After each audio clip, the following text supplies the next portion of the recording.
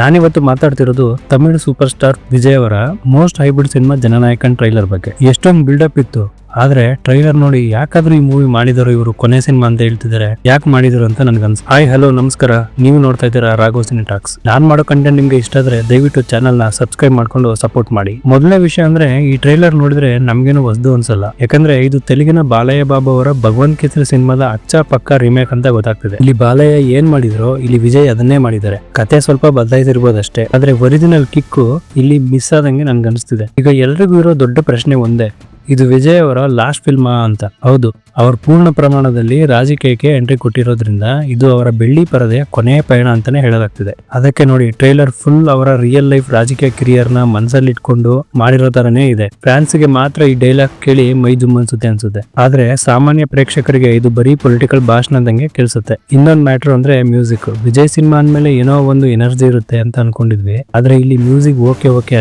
ಅಷ್ಟೇನು ಇಂಪ್ಯಾಕ್ಟ್ ಮಾಡಿಲ್ಲ ಗುರು. ಜನರಲ್ಲಿ ಮೊದಲಿದ ಎಕ್ಸೈಟ್ಮೆಂಟ್ ಇವಾಗ ಟ್ರೈಲರ್ ಬಂದ್ಮೇಲೆ ಕಮ್ಮಿ ಆಗ್ತಿದೆ ಅನ್ಸ್ತಿದೆ. ಒಂಥರ ಬಿಲೋ ಅವರೇಜ್ ವೈಬ್ ಬರ್ತಿದೆ. ರೀಮೇಕ್ ಮಾಡೋ ಬದಲು ಯಾವ್ದಾದ್ರು ಸಖತ್ ಒರಿಜಿನಲ್ ಸ್ಕ್ರಿಪ್ಟ್ ಮಾಡ್ಬೇಕಿತ್ತು ಅಂತ ನನ್ನ ಪರ್ಸನಲ್ ಒಪಿನಿಯನ್. ವಿಜಯ್ ಅವರ ಸ್ಕ್ರೀನ್ ಪ್ರೆಸೆನ್ಸ್ ಬಗ್ಗೆ ಮಾತಾಡೋ ಹಾಗೆ ಇಲ್ಲ.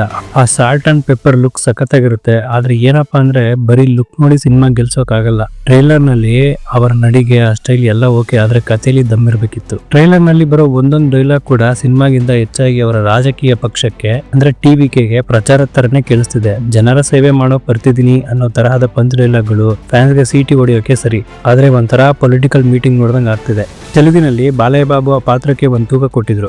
ಅಲ್ಲಿರೋ ಆಕ್ಷನ್ ಸೀಕ್ವೆನ್ಸ್ ಇಲ್ಲಿಗೂ ಕಾಪಿ ಪೇಸ್ಟ್ ತರನೇ ಇದೆ. ನಮ್ಮ ಜನ ಆಲ್ರೆಡಿ ಒರಿಜಿನಲ್ ಸಿನಿಮಾ ನೋಡಿರೋದ್ರಿಂದ ಈ ರೀಮೇಕ್ ನಲ್ಲಿ ಹೊಸದೇನು ತೋರಿಸ್ತಾರೆ ಅನ್ನೋ ಕುತೂಹಲನೇ ಬರ್ತಿಲ್ಲ. ವಿಜಯ್ ಅವರ ಕೊನೆ ಸಿನಿಮಾ ಅನ್ನೋ ಹೈಪ್ ಬಿಟ್ರೆ ಟ್ರೈಲರ್ ನಲ್ಲಿ ಒಂದು ಸ್ಮ್ಯಾಶ್ ಹಿಟ್ ಸಾಂಗ್ ಇಲ್ಲ, ಒಂದು ಮೈ ಜುಮ್ ಅನ್ಸೋ ಸೀನ್ ಇಲ್ಲ. ಸೋಷಿಯಲ್ ಮೀಡಿಯಾದಲ್ಲಿ ಜನ ಇವಾಗ್ಲೇ ಬಿಲೋ ಅವರೇಜ್ ಅಂತ ಟ್ಯಾಗ್ ಮಾಡ್ತಿದ್ದಾರೆ. ಪ್ರೇಕ್ಷಕರಿಗೆ ಆಲ್ರೆಡಿ ನೋಡಿರೋ ಕಥೆನೇ ಮತ್ತೆ ನೋಡ್ಬೇಕನ್ನೋ ಬೇಸರ ಕಾಡ್ತಿದೆ. ಆದ್ರೆ ಒಂದು ಕ್ರೆಡಿಟ್ ಕೊಡ್ಬೇಕು ಅಂದ್ರೆ ಪ್ರೊಡಕ್ಷನ್ ಮೇಲೂ ತುಂಬಾ ಚೆನ್ನಾಗಿದೆ. ವಿಜುವಲ್ಸ್ ರಿಚ್ ಆಗಿ ಬಂದಿದ್ದಾವೆ. ಬಾಬಿ ಡಿಯೋಲ್ ಅವರು ವಿಲನ್ ಆಗಿ ಬಾಲಯ್ಯ ಸಿನಿಮಾದಲ್ಲೂ ಅಬ್ಬರಿಸಿದ್ರು, ಇಲ್ಲೂ ಅವರೇ ಇರೋದ್ರಿಂದ ಪಕ್ಕ ಭಗವಂತ ಕೇಸರಿ ಸೀಕ್ವೆಲ್ ನೋಡಿದಂಗೆ ಫೀಲ್ ಆಗ್ತಿದೆ. ಸೊ ಇದಿಷ್ಟು ಜನನಾಯಕನ್ ಟ್ರೈಲರ್ ಬಗ್ಗೆ ನನ್ನ ರಿವ್ಯೂ. ನಿಮ್ಗೇನ್ ಅನ್ನಿಸ್ತು? ಈ ಸಿನಿಮಾ ಹಿಟ್ ಆಗುತ್ತಾ ಅಥವಾ ಅಟ್ಟರ್ ಫ್ಲಾಪ್ ಆಗುತ್ತಾ? ಕೆಳಗೆ ಕಮೆಂಟ್ ಮಾಡಿ ತಿಳಿಸಿ. ನಮ್ಮ ರಾಘವ್ ಸಿನಿ ಟಾಕ್ಸ್ ಸಬ್ಸ್ಕ್ರೈಬ್ ಮಾಡೋದನ್ನ ಮಾತ್ರ ಮರಿಬೇಡಿ.